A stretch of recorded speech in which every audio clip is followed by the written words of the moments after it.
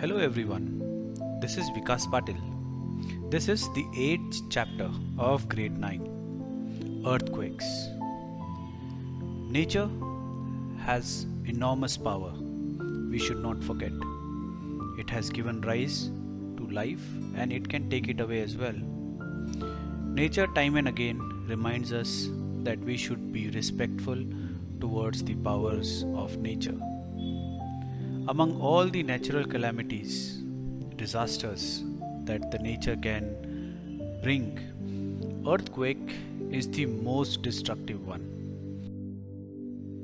Earthquake is known as the master of disaster, and it's a very terrifying memory if somebody has been witnessed to an earthquake.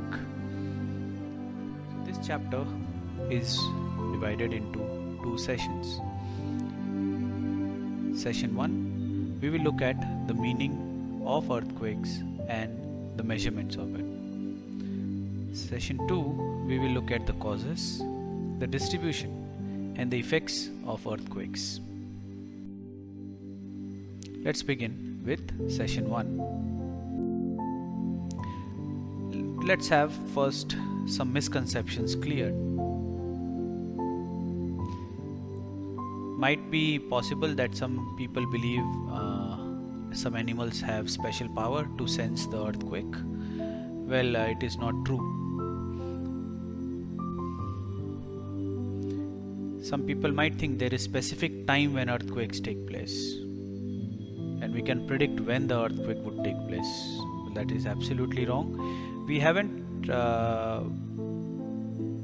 develop a technology that can accurately predict the occurrence of earthquake.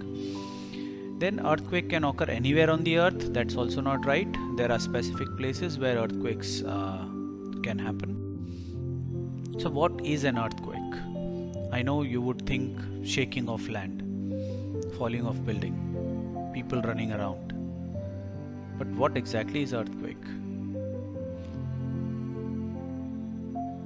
If you observe this animation, you would find that the parts of the land are moving, and at a certain point there is a disturbance, and the road gets cracked, the tree falls. So an earthquake is basically nothing but a release of energy that is stored along the rocks along a fault. Fault is a crack.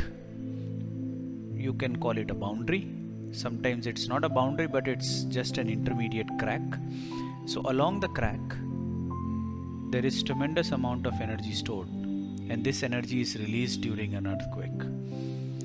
So fault is a crack in the rock, and there is possibility of movement along this crack. So where earthquake starts from under the surface, that point is known as the focus of the earthquake, and right above, vertical to that point on the surface, is the epicenter. So you can see in this diagram, the focus is under the ground. It's that place where the movement happens and the energy is released, and epicenter is the point right above the focus on the land.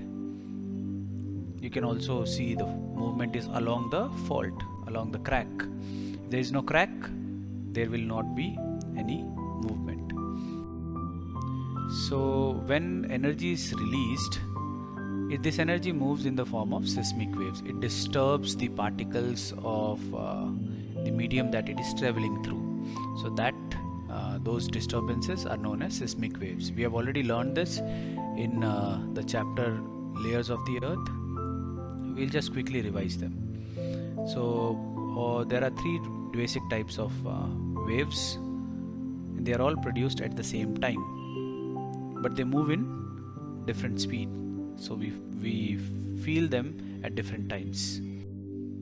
The first type of waves are primary waves or compressional waves. They move the particles parallel to the direction of wave propagation in which the energy is moving. It's the fastest wave but least destruction, can travel through solids, liquids and gases.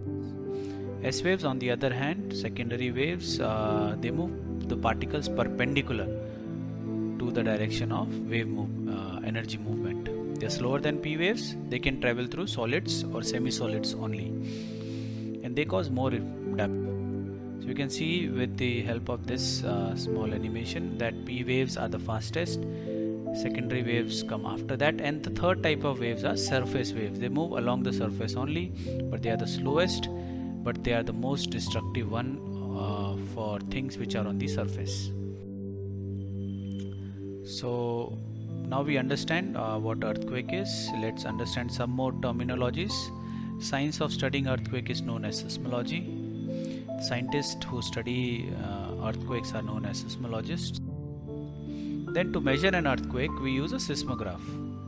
So seismograph is basically a simple instrument which records any vibrations that are felt along the ground. So to express earthquake intensity, we use the word magnitude.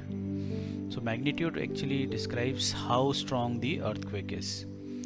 So it will be directly proportionate to the amount of energy that is released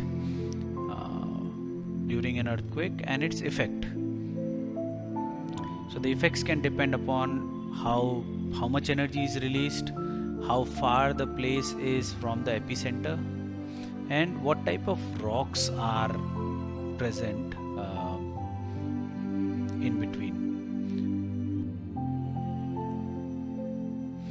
Measuring an earthquake, to express intensity of earthquake, earlier we used to have Mercalli intensity scale, which was measured by the amount of damage that is caused in human terms. It had a scale from 1 to 12. Then we moved to Richter scale, which is a log based scale, and it is based on the magnitude, that's the amplitude of the waves. So Richter scale, to understand it, as mentioned, it's log based, so which means that each subsequent number is 10 times more in the amplitude of waves. The vibration amplitudes would be 10 times more, and the total amount of energy released would be 30 times more than the previous number. For example, an earthquake of magnitude 5 will be 10 times greater than the earthquake of magnitude 4 and 30 times more energy. So if you compare earthquake 5 with earthquake of magnitude 3, earthquake 5 would be 100 times greater in amplitude and 900 times greater in energy. So that's how it works. Well, that was all for this session. I hope you enjoyed it. In the next session, we will explore about earthquakes more. Thank you.